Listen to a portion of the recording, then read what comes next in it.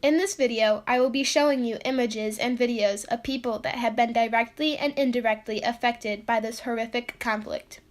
The first video we're sharing is about Deanne Kenyon's relatives and their stories about the tragedies they faced being part of the stolen generation.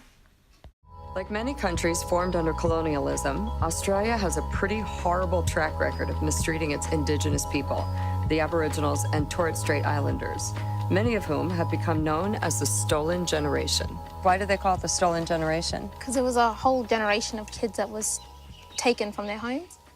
Basically, you either had to be black or white. You couldn't be brown or in the middle. So they would consider you in the middle and you would have been... Taken. Not kidding. Up until 1970s, by law, any Indigenous child who looked like he or she had any amount of white ancestry in them could be snatched from their families and forcibly assimilated into white society. My grandfather, my mum's father, he was part of the Stolen Generation. He was really young, taken out. How old was he? Maybe a year old when he was taken. Oh, wow. So he never knew his real family. He knew, because when he was taken from the front yard of where they lived. Wait, what? He was in the front yard and somebody just pulled up and took him? Yeah, policemen or rangers would come, pull up, just grab these half-coloured kids or coloured kids and then chuck them in the truck and then take them. As the little boy was being forced into the back of a truck, his aunt, a young child herself, sacrificed her own freedom so he wouldn't be alone. When she heard the commotion of him crying and screaming, she ran and voluntarily just jumped on. Light-skinned children were often adopted by European families, while darker-skinned children, like Deanne's grandfather, were sent to missionary camps. Most of the missions were based on islands, so And they'd take you, send you away, let you grow up there in a mission and learn about, you know, the Catholic side of it and a European way. You'd learn English and then... Try to make you forget your family? Yeah. You never got to see them, or...? Yeah, you never ever got to see them. There was no such thing as visiting hours. He spent the rest of it on the island till he was like 18, 19. When he came off, he knew... 18 or 19 years old and basically a prison. Yeah, on an island. Just for being born? Yep, just for being born light. To protect their children, some Aboriginal families resorted to extreme measures, using the sap of the milkwood tree. My great-grandparents painted my grandmother because she was fairly light. Yeah? Painted her all black, put the sap on her, hid her in the billabongs, creeks, rivers, and they never found her. So they did that so that they wouldn't take her and put her in the schools? Yeah, so it was a whole generation that was stolen away.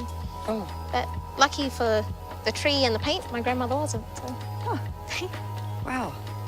Deanne's grandmother dyed her skin until her 20s, and she was one of the lucky ones. It's believed that over 50,000 children were stolen between the 1860s and the 1970s, over 100 years later, when the laws were finally changed. But the ones who were taken have suffered ever since. With no identity, family, or bonds, many now suffer from homelessness, alcoholism, and other issues. Thank you for sharing your story. That was really powerful and amazing. And your grandparents sound really wonderful and strong. I don't know how my grandparents would have reacted. Oh, it's good to share. Now we are sharing a direct story from Sheila Humphreys, who was part of the Stolen Generation and talks about the misfortunes she faced when she was a child. I chuck my clothes in the dryer. The big machine that we put the sheets through, if the sheets are too damp, the machine will get stuck. So you got to open it up to get the sheets flowing again. My sister put her arm in it to get the sheets. The girl on the other side didn't see her arm in the machine. She closed that machine on her arm. It had taken all of this off. She had one big burn from there all the way down. They didn't take her to a doctor. They sat her outside in the sun for that burn to dry.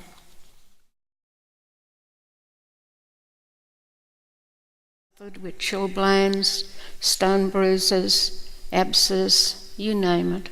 We were never taken to the doctor. Now, we never wore shoes. Only to go to church on Sunday, we were dressed up. The rest of the week, We walked around bare feet. Norcia, if any of you have been there, is a very gravel place. We suffered a lot with stone bruises. Because our skin was so hard underneath our feet, they couldn't get a needle in to let the yucky stuff out. When it got infected, what the nuns used was a razor blade to cut away the hard skin. This little children I'm talking about. And then they'd crisscross it. And across and squeeze all the yuck out. I got a scar in the middle of my foot. I still got it today. One of the girls had an abscess on her breast. They opened that up with a razor blade. The girl fainted. We were never taken. As you have seen from these videos, the violence and neglect these people went through have left them physically and mentally scarred for the rest of their lives. The stolen generation has left a terrible mark on Australia. To this day, people are still haunted from this gruesome conflict.